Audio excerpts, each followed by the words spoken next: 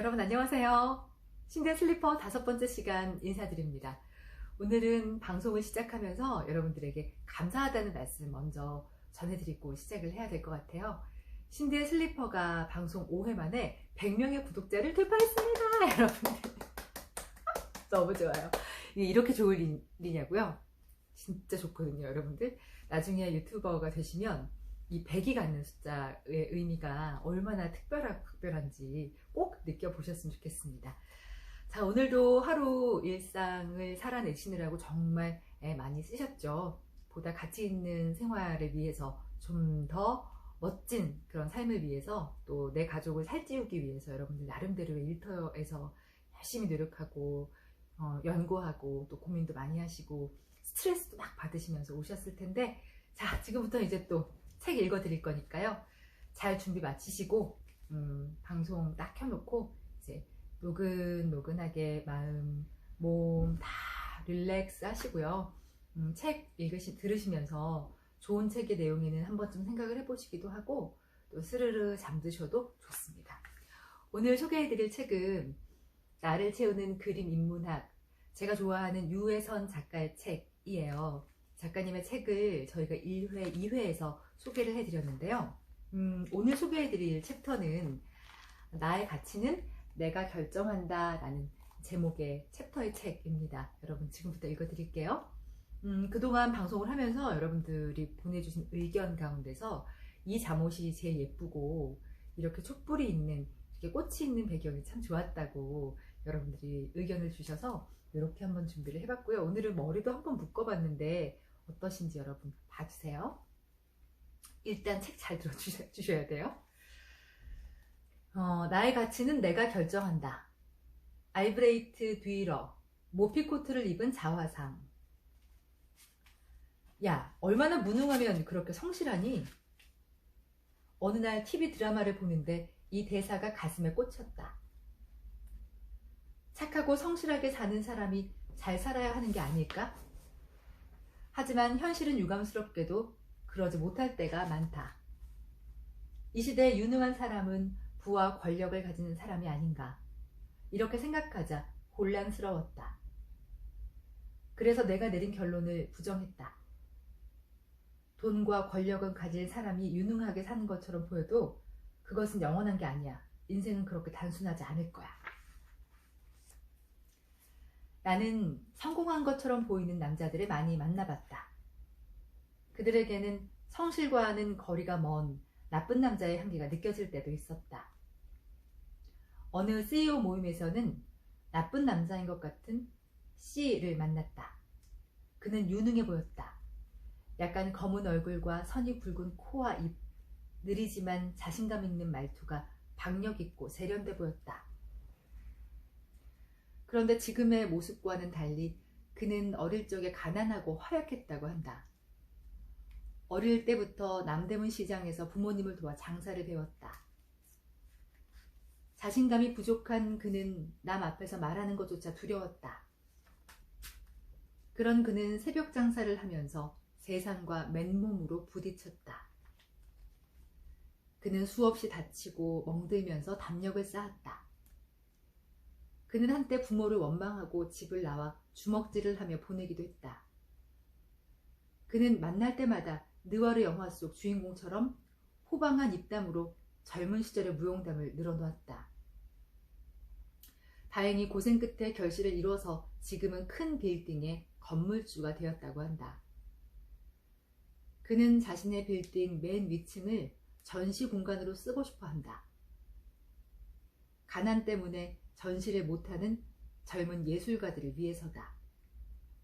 그러면서 자신의 부족한 소양을 살찌우면서 살고 싶다고 했다. 돈이 많은 이 사람, 생각도 멋있다. 그런 그의 빌딩 꼭대기층에 가면 그의 초상화가 있다. 초상화 속 인물은 그가 좋아하는 영화배우 알파치노를 닮았다. 초상화를 보고 짓궂게 물었다. 사장님, 이건 너무하지 않나요? 그는 당황하는 기색 없이 너스레를 떨면서 말했다. 아, 왜요? 내가 알파치노보다 더 멋지지 않나요? 그가 말하기를 알파치노를 닮은 자신의 멋진 초상화를 보면 없던 힘도 생겨났다고 했다. 그는 영화 대부의 알파치노처럼 살고 싶었다. 알브레이트 듀이러는 독일 뉘른베르크에서 금세공업자의 아들로 태어났다. 아버지에게 금세공을 배우다 15살 때 화가로 직업을 바꾸기로 하고 제단화를 비롯한 종교화와 체계 삽화, 목판화 등을 배웠다. 19살이 되면서 4년간 여러 도시를 돌아다니면서 견문을 넓혔다. 르네상스 최전성기에서 이탈리아에서 유학하며 르네상스 화풍의 영향을 받았다. 그러다 독자적인 화풍을 창조하고 북유럽과 독일적인 미의 명맥을 이어왔다. 주로 초상화를 그려서 명성을 얻었다. 예술가들은 대개 자신의 내면을 성찰하기 위해서 자화상을 많이 그린다. 그런데 듀이러는 성찰이 아니라 자신을 이상화하기 위해서 예수 그리스도를 닮은 모피코트를 입은 자화상을 그렸다. 작은 눈을 크게 키우고 머리도 갈색으로 채색했다. 또 축복을 내리는 것 같은 예수의 손동작 같은 디테일도 놓치지 않았다. 이 그림이래요. 인물이 부드럽고 온화하게 보이도록 붓으로 윤곽을 다듬기도 했다. 자신을 천재 예술가이자 그리스도와 같이 초인적인 능력을 가진 사람으로 연출한 것이다. 알브레이트 듀이러의 초상화에서도 나쁜 남자의 향기가 느껴진다. 값비싼 모피와 근엄한 표정, 도발적인 눈동자와 굳게 담은 입술은 듀이러의 실제 모습과 많이 다르다고 한다. 다행히 듀이러의 이런 허세가 근거 없는 자신감은 아니었다. 그는 북유럽의 레오나르도 다빈치, 선의 마술사로 불리며 독일 국민의 사랑을 받았다. 듀이러는 이미 26세에 국제적인 명성을 얻었고 거장의 반열에 올랐다. 또한 그리스도를 닮은 듀이러의 자화상은 당시 한낱 장인에 불과했던 화가의 위상을 끌어올리고 예술가를 향한 인식의 변화를 알리는데 중요한 역할을 했다. 탁월한 재능 덕에 성공한 창의적인 사람의 입장에서 보면 성실한 사람이 무능해 보일 수도 있다. 어떻게 보면 성실은 사회의 도덕과 규칙을 준수하고 창조적인 파괴를 두려워하는 소시민적 근성이 아닐까 싶기도 하다. 도전하고 모험하지 않고 성실하기만 한 삶. 다른 사람이 지나간 발자국을 따라서 안전하게 사는 사람들의 삶의 방식을 대개 성실이라고 하지 않던가. 만약에 이 C가 어둠의 사람들을 만나며 세상과 삶의 바닥까지 내려가지 않았다면, 또 이 그림의 작가 듀이러가 독일을 떠나 타국을 여행하며 많은 예술가들을 만나지 않았다면 그는 어쩌면 평범함에 매몰됐을 것이다. 유능한 사람은 다른 사람들이 가지 않는 길을 간다. 강한 호기심에 이끌려서 무모한 일에 도전한다. 그들은 다소 위험과 어려움이 있어도 자신의 길을 만들고 새로운 세상을 개척하는 도전 정신을 잃지 않는다. 그리고 세인의 비난과 욕설에도 굴하지 않는 강직함이 있다.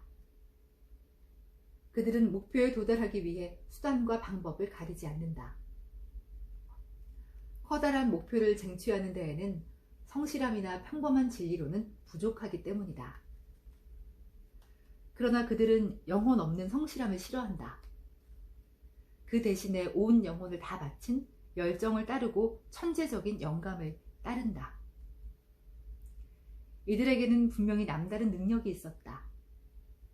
그들은 열정과 천재성을 바탕으로 영혼을 불살랐다.